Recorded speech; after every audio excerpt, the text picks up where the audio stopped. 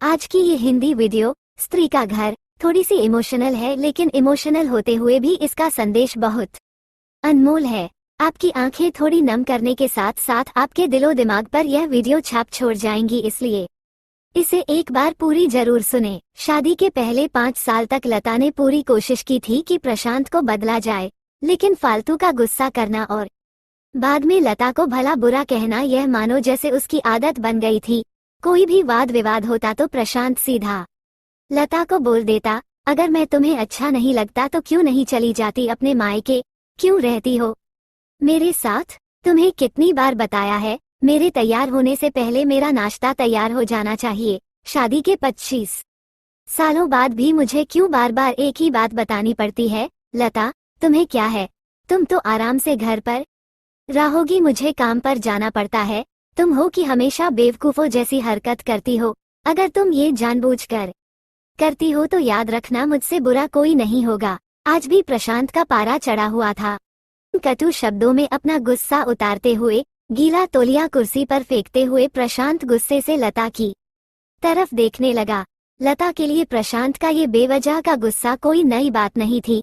वह महीने में 3-4 बार ऐसे ही लता पर बरस पड़ता था। पहले पहले लता उसका विरोध किया करती थी, लेकिन जब कई सालों तक प्रशांत में कोई बदलाव नहीं दिखा तो लता ने खुद को ही बदल दिया। अब प्रशांत के कुछ भी कहने से लता को कोई फर्क नहीं पड़ता था। प्रशांत की हर बात वो चुपचाप सिर नीचे झुकाए सुन लेते थी। शादी के पहले 5 साल तक लता ने पूरी कोशिश की थी कि प्रशांत को बदला जाए, लेकिन फालतू का गुस्सा करना और बाद में लता को भला बुरा कहना, यह मानो जैसे उसकी आदत बन गई थी। कोई भी वाद विवाद होता तो प्रशांत सीधा लता को बोल देता, अगर मैं तुम्हें अच्छा नहीं लगता तो क्यों नहीं चली जाती अपने मायके, क्यों रहती हो मेरे साथ? इतना सब कुछ होने के बावजूद लता प्रशांत के साथ रहती थी, क्योंकि उसे अपनी बेटी की फिक्र थी। और वह जाती भी तो कहा, अपने बूढ़े हो चुके माँ बाप को इस उम्र में परेशान करना वो नहीं चाहती थी।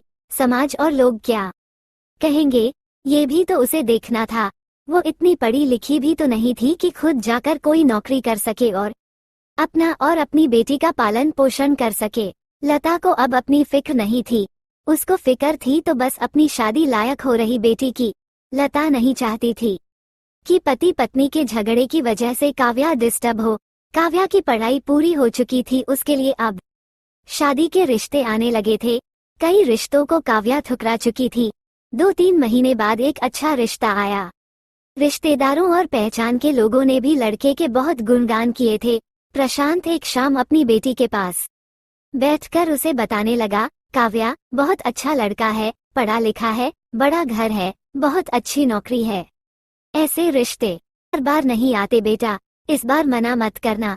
काव्या अपने पिता से ज्यादा बात नहीं करती थी। शायद डरती थी या शायद नफरत करती थी, लेकिन आज वो अपनी पूरी हिम्मत इकट्ठा कर बोली, मुझे अभी शादी नहीं करना है पापा, मैं नौकरी करना चाहती हूँ, खुद अपने पैरों पर खड़ी होना चाहती हूँ। हाँ तो उसमें क्या बड़ी बात है? मैंने लड़के से बात की है, वो तुम्हें किसी बात के लिए नहीं रोकेगा। तुम शादी के बाद भी नौकरी कर सकती हो, वो तुम्हें नौकरी के लिए परमिशन दे देगा। प्रशांत बोला, मेरा नौकरी करना या ना करना उसकी परमिशन पर क्यों डिपेंड रहेगा पापा? काव्या ने पूछा। मैं कह रहा हूँ ना, तुम्हें किसी भी चीज की कमी नहीं होगी वहाँ। ऐसे रिश्ते बार बार नहीं आते, इसे ठुकरा मत, बहुत खुश रहोगी तुम वहाँ। प्रशांत बोला, पापा क्या मैं उतनी ही खुश रहूंगी जितनी मम्मी इस घर में खुश है? काव्या ने तंज कसते हुए कहा, आज तुम्हारी जबान कुछ ज्यादा नहीं चल रही। प्रशांत गुस्से से आंखें बड़ी करते हुए बोला, पापा मुझे शादी ही नहीं करनी है, क्योंकि शादी के बाद अगर वो लड़का आपके जैसा निकला तो मैं क्या करूंगी? मुझे आपके जैसा जीवन साथी नहीं चाहिए जो बिना बात के मुझ पर हमेशा चिल्लाए। मुझे कुछ भी अपनी पसंद का लेना हो तो 10 बार सोचना पड़े, कहीं वो नाराज ना हो जाए। मेरी तबीयत कैसी भी हो उसे परवाह ना हो। रोटी थोड़ी सी मोटी बन जाए तो घर सर पर उठा ले, उसकी चेक बुक ना मिले तो भी मेरा ही दोष निकालें, और हर छोटी मोटी बात पर मुझे मायके जाने के लिए कहे। काव्या ने अपना दिल खाली करते हुए पापा से सब कह दिया। प्रशांत का गुस्सा 7वें आसमान पर था, लेकिन उसके मुंह से एक भी शब्द नहीं फूट रहा था। वो काव्या की बातें सुन रहा था। काव्या उतना ही बोलकर चुप नहीं हुई। आज पहली बार वो अपने पापा के सामने इतना कुछ बोल रही थी। पापा, आपने माँ के साथ हमेशा गलत व्यवहार किया है। आप अपने ऑफिस का गुस्सा बिना सोचे समझे माँ पर उतार देते हैं, कभी इस बात की परवाह भी नहीं करते कि उन्हें कैसा लगता होगा। आपकी बातें सुन सुन माँ ने अपना स्वाभिमान खो दिया। प्रशांत आज पहली बार अपने किए बर्तावों को महसूस कर पा रहा था। वो इतना ही बोल पाया, जो तुम्हारा मन है वो करो, मैं तो इतना बुरा हूं ना। काव्या ने प्रशांत का हाथ पकड़ा और बोली, पापा मुझे सिर्फ एक सवाल का जवाब दे दो, क्या आप चाहेंगे कि मेरा पति आपके जैसा हो? अगर आपका जवाब हाँ है तो कर दीजिए मेरा रिश्ता आज ही, और ना है तो मुझे आत्मनिर्भर बनने दीजिए। प्रशांत कुछ भी ना बोल पाया और वहां से चुपचाप बाहर चला गया। आज उसे लता के सामने जाने में शर्म आ रही थी। चलते चलते उसकी आंखों से आंसू बह रहे थे। प्रशांत ने आज से अपने आप को बदलने का निश्चय किया। अगले दिन से लता ने अपने पति में काफी बदलाव देखा।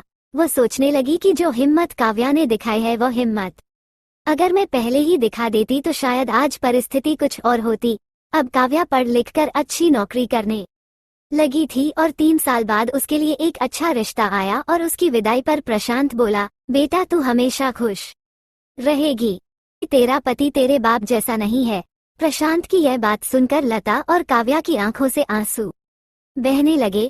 दोस्तों, हमारे समाज में औरतों को भले ही देवी का दर्जा दिया जाता है, लेकिन वो स्वतंत्रता नहीं दी जाती जो उन्हें देनी चाहिए।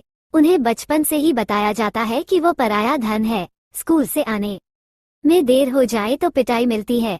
मोबाइल पर बातें करते हुए दिख जाए या खिड़की से झांकते हुए दिख जाए तो शक किया जाता है। माँ बाप का घर तुम्हारा नहीं है, पति का घर ही तुम्हारा घर है। जीवन भर यह बातें बता बताकर उन्हें ससुराल भेज दिया जाता है और एक दिन किसी छोटे मोटे झगड़े में ससुराल वालों से उन्हें सुनना पड़ता है कि इस घर को छोड़ दो और मायके चली जाओ। अब आप ही बताओ दोस्तों, ऐसी स्त्रियों का सच्चा घर कौन सा? आखिरकार वो किस घर को अपना कहें? हमेशा की तरह पूरी वीडियो को देखने लिए आपको धन्यवाद। दोस्तों, उम्मीद है यह वीडियो आपके दिल को छू गई होगी।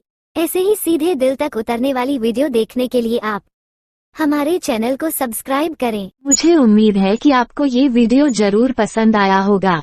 ऐसे ही और मोटिवेशनल कहानियों के लिए हमारे चैनल टैप्लानोशिनी वॉइस को सब्सक्राइब करें। वीडियो अच्छी लगी हो तो लाइक जरूर करें और उस घंटी को दबाना ना भूलें और इस वीडियो को शेयर जरूर करें। और अगर आप यह वीडियो फेसबुक पेज पर देख रहे हैं तो हमारे पेज को फॉलो करना ना भूलें।